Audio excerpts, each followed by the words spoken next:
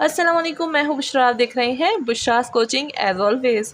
तो यहाँ पर हम लोग आ गए हैं आगे। दो एग्जांपल्स कर ली। थर्ड पे टेबल की तरफ आते हैं। टेबल में हमें मास, फर्स्ट मूवमेंट और सेंटर ऑफ मास डिस्कस कर लिया था। अब इसी को हम लोग फाइंड करेंगे विद एन एग्जाम्पल नंबर 4।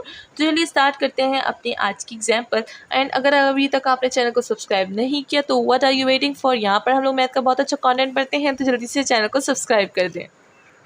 तो जैसे कि मैंने आपको बताया था कि जब हमें सेंटर ऑफ मास फाइंड करना होगा तो उसके लिए हमें क्या चीज़ें फाइंड करनी होगी। सबसे पहले mass and then first movement find करना होगा। एंड तीनों के हमारे पास एक अलग अलग फॉर्मूले थे, तो उन अलग अलग फॉर्मूलों को आप याद कर लें ताकि आपको सोल्यूशन में आसानी हो। तो इसी के साथ हमारे पास जो सबसे पहले हम लोग मास फाइंड करेंगे ऑफ कोर्स, तो हम लोग मास के लिए यहाँ पर फॉर्मूला लिख दिया है। जो फॉर्मूला मैंने आपको बताया था पहले, तो वो फॉर्मूला क्या था, वो था हमारे पास m is equal to mass capital M से रिप्रेजेंट होता है। देन हम लोग दो इंटीग्रल जो हमारे पास डबल इंटीग्रल है ऑफ कोर्स हम लोग वो लगा लेंगे। And g of x y and d of a का मतलब है d of y and d of x। ठीक है, तो चलिए चलते हैं यहाँ पर सोल्यूशन। यहाँ पर फंक्शन जो है that is 6x plus 6y plus 6 यानी 6 6 एंड 6। तो चलिए चलते हैं अपनी सबसे पहले क्या कर लेते हैं, अपना जो फॉर्मूला है उसमें चीज़ें को पुटिंग कर देंगे। अच्छा, ये मार्कर तो ये हो जाएगा हमारे पास m equal to double integration, यहाँ पर x और y की लिमिट्स मैं पुट करूँगी, अभी देखूँगी लिमिट्स क्या है।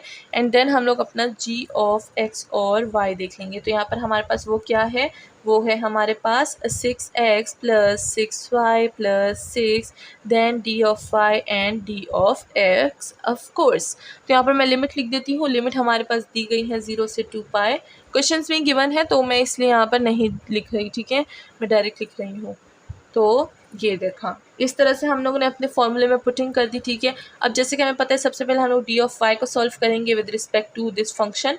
तो यहाँ पर हम लोग क्या कर देंगे, जो फर्स्ट हमारे पास चीज़ है यानी 0 से 1 तक इंटीग्रल वो कंटिन्यू रहेगा। अब हम लोगों ने यहाँ पर डी ऑफ वाई से करना है, तो यहाँ पर हमारे पास क्या हो जाएगा, डी ऑफ वाई से करना है। तो ये जो हमारे पास 6x है ये हमारे पास क्या हो जाएगा, ये हमारे पास हो जाएगा 6xy। ठीक है, 6x किस तरह से इसको करेंगे देखिए, मैं अलग अलग इंटीग्रेशन यहाँ पर शॉर्ट में बता देती हूँ। जैसे 6 और x से करना है, 6 और x से हमारे पास कोई रिलेशन नहीं है, y का उसको बाहर कर देंगे एंड 1 और d ऑफ y आ जाएगा। तो 1 का हमारे पास क्या आता है, y आता है, तो ये हो जाएगा 6xy। ठीक है, तो इस तरह से हम लोग क्या कर देंगे, इंटीग्रल कर देंगे। लिमिट मैं यहाँ पर नहीं पुट कर रही हूँ क्योंकि वहाँ पर बस हम लोग पुट कर देंगे। मैं बस आपको इंटीग्रेशन का थोड़ा सा आइडिया दे रही हूँ ताकि आपकी जो इंटीग्रेशन है वो रिवाइज हो जाए। ठीक है, देन हमारे पास क्या हो जाएगा, 6x और y हो जाएगा। देन 6y है, तो जब हम लोग 6 को, अच्छा इसको हटा देते हैं। देन हम क्या करेंगे, 6 को बाहर निकाल देंगे, y को अंदर लिख देंगे और d ऑफ y, तो पावर रूल लगेगा 6y² हो जाएगा डिवाइडेड बाय 2 हो जाएगा। 2 और ये कट जाएगा तो हमारे पास क्या आ जाएगा, 3y² आ जाएगा। तो यहाँ पर मैं लिख दूंगी 3y²। ठीक है, प्लस हमारे पास सिर्फ 6 है तो हम क्या करेंगे, इधर ये हो जाएगा हमारे पास 6 और इंटीग्रल में 1 और डी वाई आ जाएगा तो 6y हो जाएगा। 1 से y आता है तो ये हो जाएगा 6y। तो इस तरह से हमने इंटीग्रेशन कर ली। अब जो लिमिट है वो पुट कर देंगे। लिमिट क्या है, 0 से 2 पाई लिमिट है। एंड डी ऑफ एक्स को लिखना ना भूलिएगा क्योंकि अभी हम लोग इसको कंटिन्यू करेंगे। ओके, अच्छा ये 2 ऑफ पाई नहीं है, 2 ऑफ एक्स है। लिमिट में थोड़ी सी गड़बड़ हो गई है। ठीक है, अच्छा तो 2 ऑफ एक्स है। अब हम लोग क्या करेंगे, y की जगह 2 ऑफ एक्स पुट कर देंगे। तो यहाँ पर हमारे पास क्या हो जाएगा, 6 हो जाएगा x और 2 ऑफ x हो जाएगा, सही है, प्लस 3 ये हो जाएगा 2x पे होल स्क्वायर प्लस 6 और ये हो जाएगा y की जगह क्या आ जाएगा, 2 ऑफ x आ जाएगा। एंड 0 पुट करेंगे तो ऑफकोर्स सारे टर्म 0 हो जाएंगे, तो हम लोग वो नहीं पुट करते। ठीक है, उसको हम लोग अपना शॉर्ट वो बना लेते हैं एंड वो स्किप हो जाएगा। साथ में हमारे पास इंटीग्रल और डी ऑफ एक्स जो है वो कंटिन्यू रहेगा, इसको कंटिन्यू रखें एंड देन हम लोग इस जगह को इरेज कर देते हैं। ठीक है, तो ये हमारे पास हो जाएगा। अब यहाँ पर मल्टीप्लिकेशन हो जाएगी, तो देखिए यहाँ से हम लोग यहाँ पर जा रहे हैं तो ये हमारे पास जो है जो फर्स्ट इंटीग्रल है वो तो कंटिन्यू रहेगा। देन हम लोग 6 2 क्या हो जाएगा, 6 2 हमारे पास आ जाएगा 24 और ये x और x आ जाएंगे x²। ठीक है, एंड देन 2 पे स्क्वायर लग जाएगा एंड देन हमारे पास 3 के साथ मल्टीप्लाई हो जाएगा तो दिस विल बिकम 12x। ठीक है, एंड देन हमारे पास इसको और इसको हम लोग ने कर दिया है आपस में। ठीक है, तो कैलकुलेशन बहुत ईजी, हमने यहाँ पर कैलकुलेशन कर ली एंड देन हमारे पास डी ऑफ एक्स कंटिन्यू रहेगा। अब हमने कैलकुलेशन कर ली तो अब इसी चीज़ पे हम क्या कर देंगे, डी ऑफ एक्स अप्लाई कर देंगे। तो यहाँ पर हमारे पास इंटीग्रल अप्लाई हो जाएगा, तो 24 हमारे पास आ जाएगा, ये हो जाएगा एक्स क्यूब डिवाइडेड बाय 3, ठीक है, प्लस ये हो जाएगा 12 एक्स स्क्वायर डिवाइडेड बाय 2 और साथ में जो लिमिट है वो हमारे पास 0 से 1 कंटिन्यू रहेगी, ठीक है। एंड देन हम लोग इसको सॉल्व कर लेंगे तो हमारे पास क्या आ जाएगा, हमारे पास आ जाएगा 8 x cube plus 6 x square, सही है। साथ में हमारे पास जो लिमिट है वो हो जाएगी 0 से 1। इसको हम लोग लिमिट पुट कर देंगे, जैसे पहले 1 पुट करेंगे तो ये हो जाएगा x और ये हो जाएगा 8 1 प्लस ये हो जाएगा 6 1, ठीक है, एंड देन माइनस 0, वो सारी टर्म 0 हो जाएगी। तो यहाँ पर हमारे पास 8 प्लस 6 क्या हो जाएगा, ये हो जाएगा हमारे पास 14, ठीक है। तो इसी के साथ हमारे पास जो आंसर है यानी मास हमारे पास क्या है, मास इज़ 14। तो मास को तो हमने फाइंड कर लिया, देन अब हमें सेकंड चीज़ क्या फाइंड करनी है, फर्स्ट मूवमेंट फाइंड करना है। फर्स्ट मूवमेंट का भी हमारे पास क्या है, हमारे पास फॉर्मूला है, तो उसी फॉर्मूले को फॉलो करते हुए हम लोग फर्स्ट मूवमेंट फाइंड करेंगे ऑफ द गिवन क्वेश्चन, ठीक है। तो ये जो हमारे पास ऊपर क्वेश्चन हमने यहाँ पर लिखा था मास के लिए, तो इसको हम लोग क्या करेंगे, फर्स्ट मूवमेंट में कन्वर्ट कर देंगे। अब फर्स्ट मूवमेंट का फॉर्मूला क्या था, उसके फॉर्मूले को यहाँ पर लिख लेते हैं। फर्स्ट मूवमेंट का फॉर्मूला था हमारे पास, इसको सबसे पहले तो हम लोग देख लेते हैं कि जो x और y है उसको हम लोग किस तरह से मेंशन करेंगे। तो अगर हम लोग m ऑफ x फाइंड कर रहे हैं यानी मोमेंट ऑफ x फाइंड कर रहे हैं तो हमारे पास फॉर्मूला क्या हो जाएगा, वो हो जाएगा हमारे पास डबल इंटीग्रेशन r एंड साथ में हमारे पास y g of x y and of course d of a आ जाएगा। एंड अगर हम लोग एम वाई फाइंड कर रहे हैं तो हमारे पास क्या हो जाएगा फॉर्मूला, वही फॉर्मूला होगा, बस यहाँ पर y की जगह क्या हो जाएगा, x हो जाएगा and then g of x y and साथ में d of a of course, ठीक है। d ऑफ a का मतलब क्या है, d of y and d of x, याद रखिएगा। एंड देन हमारे पास ये चीज़ें आ जाइए, तो हम लोग यही चीज़ें यहाँ पर प्रूफ करेंगे। तो देखिए जो हमारे पास चीज़ें हैं वो तो वही रहेंगी, सही है। बस यहाँ पर क्या हो जाएगा, फंक्शन में हमें एक y चाहिए, तो यहाँ पर हम लोग क्या कर देंगे, एक y पुट कर देंगे, ठीक है। तो मैंने वही फॉर्मूला, मैंने एम एक्स फाइंड कर रही हूँ तो मैं वही फॉर्मूला मैंने लिख लिया है, बस यहाँ पर y डाल दूँगी।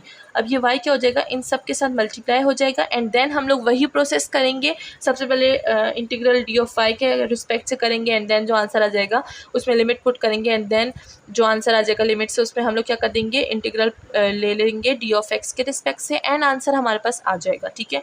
तो चलिए यहाँ पर हो जाएगा हमारे पास, जो हम लोग y को यहाँ पर मल्टीप्लाई कर देंगे तो जो दोनों इंटीग्रल है वो तो हमारे पास कंटिन्यू रहेंगे। तो ये हो जाएगा हमारे पास 6xy plus 6y square plus 6y and d of y and d of x, ठीक है। अब मैं इस फॉर्मूले को इरेज कर लेती हूँ क्योंकि यहाँ पर हमारा काम ख़त्म हो गया। मैंने आपको बता दिया क्या क्या फॉर्मूला है हमारे पास एंड इसको भी इरेज कर देते हैं, ठीक है। तो ये हो गया हमारे पास थोड़ा बोर्ड खाली, d ऑफ x हो जाएगा and then first integral apply करेंगे जो कि है d ऑफ y के रिस्पेक्ट से। तो यहाँ पर क्या हो जाएगा हमारे पास, जो x का इंटीग्रल है वो तो कंटिन्यू रहेगा, ये हो जाएगा हमारे पास 6xy square divided by 2 plus 6y cube divided by 3 plus 6y square divided by क्या हो जाएगा हमारे पास 2, ठीक है। तो ये हमने इंटीग्रल निकाल लिया है इसका एंड देन जब हम लोग इसमें लिमिट पुट करेंगे तो क्या हो जाएगा, 2x हो जाएगा और 0, ये 2x है, मैंने गलती से फिर से पाई लिख दिया, ठीक है। पता नहीं पाई कहाँ से आ रहा है मेरे हाथों में जो मैं लिख रही हूँ यहाँ पे। तो ये हो गया हमने, एंड d ऑफ x तो कंटिन्यू रहेगा क्योंकि अभी तक हमने सिर्फ d ऑफ y को ही स्टार्ट किया हुआ है, ठीक है। तो यही बात याद रखिएगा, सबसे पहले हम लोग d ऑफ y करते हैं and then d of x करते हैं, ठीक है। चीज़ों में गड़बड़ ना कीजिएगा। तो ये हो गया हमारे पास। अब हम लोग क्या करेंगे, आगे ही चीज़ फाइंड करेंगे, यानी इनमें हम लोग सिंप्लीफिकेशन करेंगे एंड देन लिमिट पुट करेंगे। तो इसको सिंप्लीफाई करना बहुत ईजी है, तो मैं यहाँ पर डायरेक्ट लिख दूँगी, ठीक है। तो यहाँ पर हमारे पास हो जाएगा, तो यहाँ पर हम लोग लिख देंगे इंटीग्रल 0 1 एंड देन हमारे पास आ जाएगा 3xy स्क्वायर और ये हो जाएगा plus 2y cube plus 3y square और साथ में जो लिमिट है हमारी 0 और 2 क्या थी हमारे पास, 2x थी, वो हमारे पास कंटिन्यू रहेगी, ठीक है।